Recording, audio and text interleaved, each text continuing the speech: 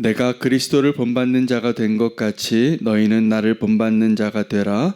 너희가 모든 일에 나를 기억하고 또 내가 너희에게 전하여 준 대로 그 전통을 너희가 지킴으로 너희를 칭찬하노라. 그러나 나는 너희가 알기를 원하노니 각 남자의 머리는 그리스도요 여자의 머리는 남자요 그리스도의 머리는 하나님이시라. 무릇 남자로서 머리에 무엇을 쓰고 기도하거나 기도나 예언을 하는 자는 그 머리를 욕되게 하는 것이요 무릇 여자로서 머리에 쓴 것을 벗고 기도나 예언을 하는 자는 그 머리를 욕되게 하는 것이니 이는 머리를 민 것과 다름이 없음이라. 만일 여자가 머리를 가리지 않거든 깎을 것이요 만일 깎거나 미는 것이 여자에게 부끄러움이 되거든 가릴지니라. 남자는 하나님의 형상과 영광이니 그 머리를 마땅히 가리지 않거니와 여자는 남자의 영광이니라. 남자가 여자에게서 난 것이 아니요 여자가 남자에게서 났으며 또 남자가 여자를 위하여 지음을 받지 아니하고 여자가 남자를 위하여 지음을 받은 것이니 그러므로 여자는 천사들로 말미암아 권세 아래에 있는 표를 그 머리 위에 둘지니라. 그러나 주 안에는 남자 없이 여자만 있지 않고 여자 없이 남자만 있지 아니하니라. 이는 여자가 남자에게서 난 것 같이 남자도 여자로 말미암아 났음이라. 그리고 모든 것은 하나님에게서 났느니라. 너희는 스스로 판단하라. 여자가 머리를 가리지 않고 하나님께 기도하는 것이 마땅하냐? 만일 남자에게 긴 머리가 있으면 자기에게 부끄러움이 되는 것을 본성이 너희에게 가르치지 아니하느냐? 만일 여자가 긴 머리가 있으면 자기에게 영광이 되나니 긴 머리는 가리는 것을 대신하여 주셨기 때문이니라. 논쟁하려는 생각을 가진 자가 있을지라도 우리에게나 하나님의 모든 교회에는 이런 관례가 없느니라. 아멘. 하나님의 말씀입니다. 오늘 바울은 이 고린도 교회의 모습 가운데 남자와 여자를 구별하여서 하나님의 중요한 원칙을 하나 가르치고 있는데 그들이 이 바울이 가르쳐준 전통을 지키지 않았기 때문이 아니라 잘 지키고 있었습니다. 그래서 그것을 칭찬하지만 그 가운데 논쟁이 있었다는 것을 우리가 알게 됩니다. 그것을 다 지켰지만 그들 가운데 이 남자와 여자의 예배의 모습의 차이에 대하여 논쟁이 생긴 것이죠. 오늘 이 부분은 하나님의 그 복음과 또 그 복음을 해석하는 문화의 영역에 있어서 바울이 어떻게 적용했는가를 통하여 우리가 중요한 원칙을 좀 잘 찾기를 원합니다. 그리고 이 논쟁은 2000년이 지난 지금도 계속되고 있는 논쟁이기도 합니다. 지금도 어떤 교단에서는 여자 목사님을 허락하지 않고 있습니다. 또 어떤 교단에서는 동일한 이 말씀의 해석을 가지고 여자의 목사 안수하는 것을 허락하고 있습니다. 그거 모든 것을 떠나서 오늘 바울이 이 우리가 말하고 있는 이 전통에 대해서 칭찬하는 것과 또 그 의미를 잘 해석하고 있기 때문에 우리는 그 의미를 잘 붙잡는 것에서 오늘 말씀을 잘 받으시면 좋겠습니다. 오늘 그 고린도 교회에서는 여자들은 머리를 가리고 예배에 참석하라고 바울이 가르친 겁니다.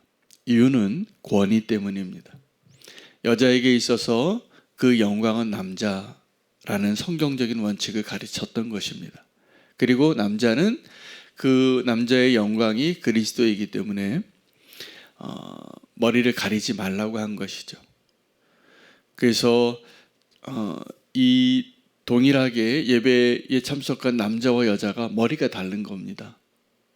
이 머리에 표를 이렇게 가리고 예배를 드리는 그런 여자들의 모습이 있었던 것이고 남자는 그것을 가리면 도리어 그것이 본능적으로 합당하지 않다고 느꼈기 때문에 그렇기도 하고 바울이 그렇게 가르쳤기 때문에 교회의 예배의 모습을 설명하고 있습니다.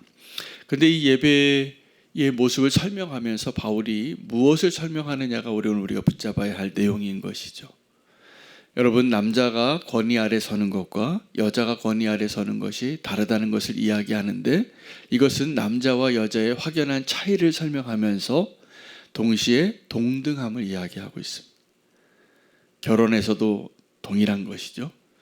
결혼식장에 주례를 할 때 먼저 아내에게 요구하지요. 이렇게 싹속할 수 있냐고, 남편에게 복종할 수 있냐고. 다 그렇게 합성 결혼했습니다. 복종하겠다고, 죽게 하듯이. 그리고 남자에게 또 신랑에게 묻습니다. 이 아내를 하나님이 교회를 사랑한 것처럼 사랑할 수 있겠느냐고. 누가 손해보는 건지는 모르지만 이것은 서로 하나 되게 하기 위한 하나님의 차이이고 동등한 축복을 약속하는 자리에 맺은 언약인 것이죠.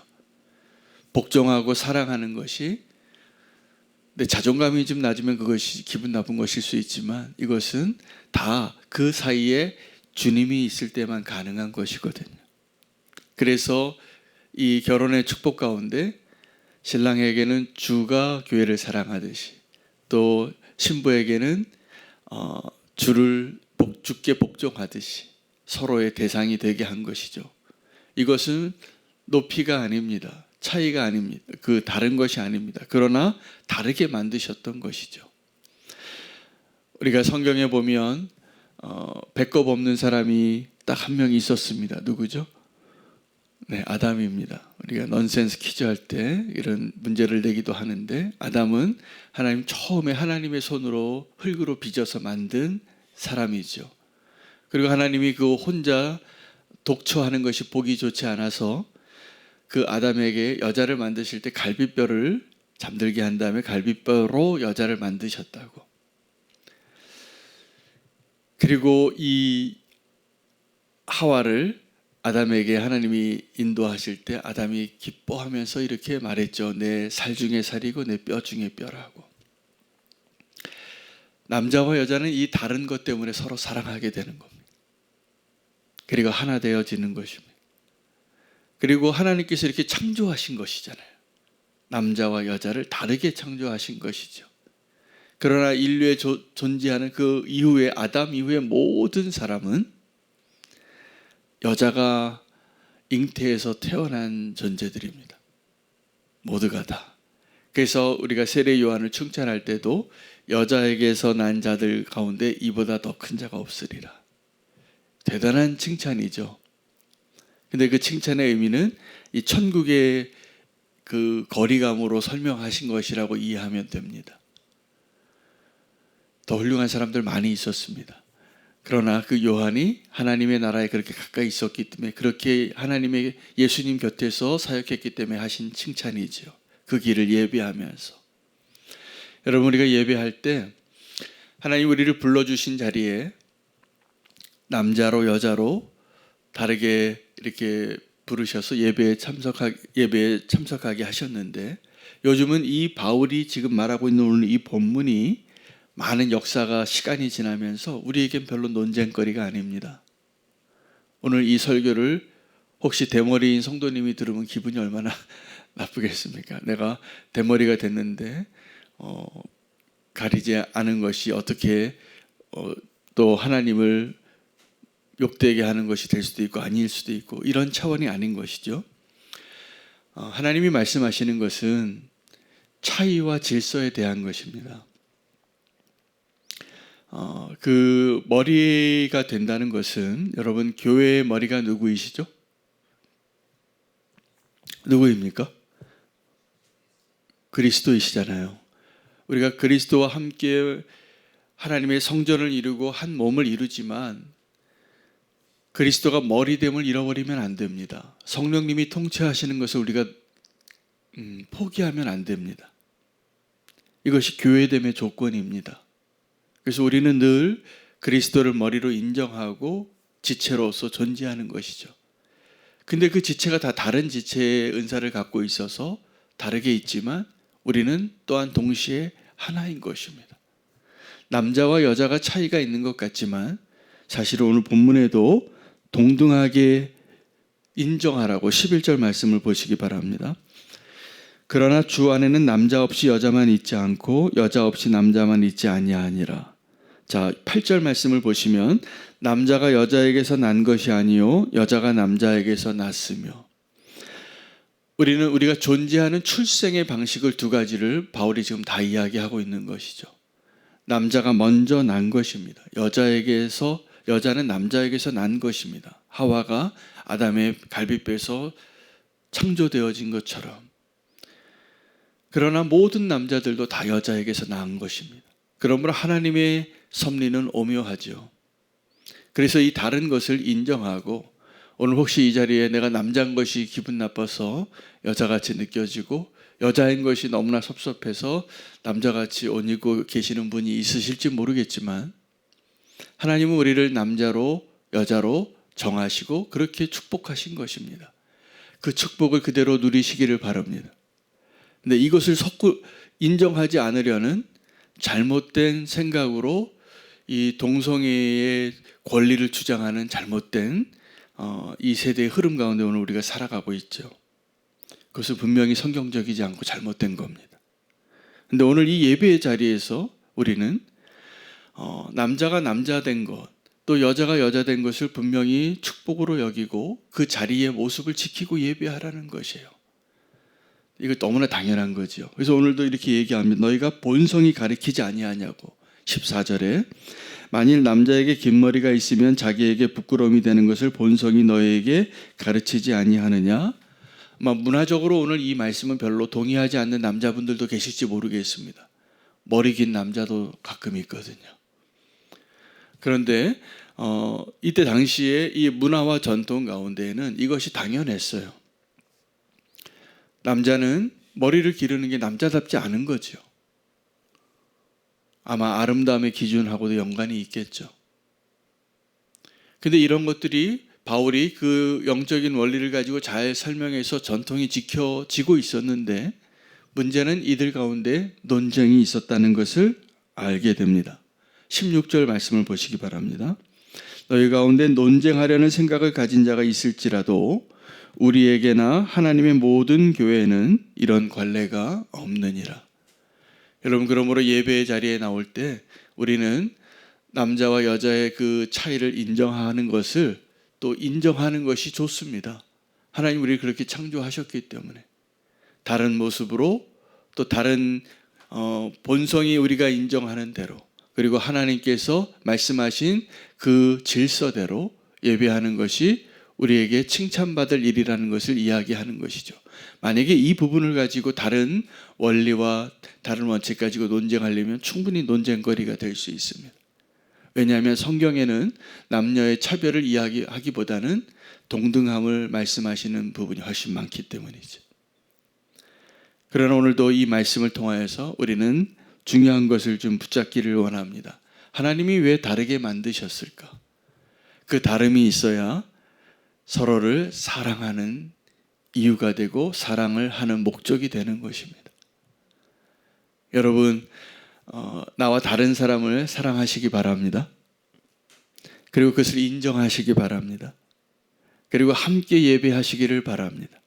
그리고 하나님이 정해주신 순서와 질서들이 있습니다. 예를 들면 형제들 가운데 장자의 축복 같은 겁니다. 그거 하나님이 정하신 거예요. 그거 내가 바꿀 수 없는데 억울할 수도 있죠. 어느 집안이든지 보면 둘째가 서럽더라고요. 늘 첫째는 맞으라고 사랑받고 막내는 막내라고 사랑받는데 둘째는 맨날 형이 입던 옷 물려 입었잖아요. 그런 것들이 섭섭해서 첫째가 되고 싶은 마음이 있을 수는 있을지 모르겠지만, 하나님이 정하셔서 내가 선택한 것이 아니라 하나님이 정하신 것들에 대해서 인정하는 믿음이 있으시기를 축복합니다. 그래서 남자는 여자가 되려고 하지 않아야 돼요. 그리고 여자는 남자가 되려고 하지 않아야 돼요. 그 자리에서 그것이 축복인 것입니다. 그리고 오늘 바울은 너무나 중요하고도 단순한 진리인 것을 교회 안에서 지키라고 말하는 것입니다. 그리고 그것이 교회의 질서가 돼서, 이때 당시에 우리가 바울의 서신서 가운데 우리가 은사에 대해서 설명할 때도 우리가 지금 문화로는 별로 동의할 수 없는 이야기들을 많이 합니다. 여자는 교회에서 말도 하지 마라. 잠잠하고 집에 가서 남편에게 배우라. 어디 여자가 이렇게 그런 말투로 이야기하고 있거든요. 요즘 우리는 그런 시대를 살지 않죠. 아마 바울이 오늘 이 시대에 우리에게 와서 오늘 이 자리에 예배의 자리에 왔으면 충격을 좀 받을 겁니다. 문화가 너무나 달라졌고 세월이 달라졌기 때문이죠.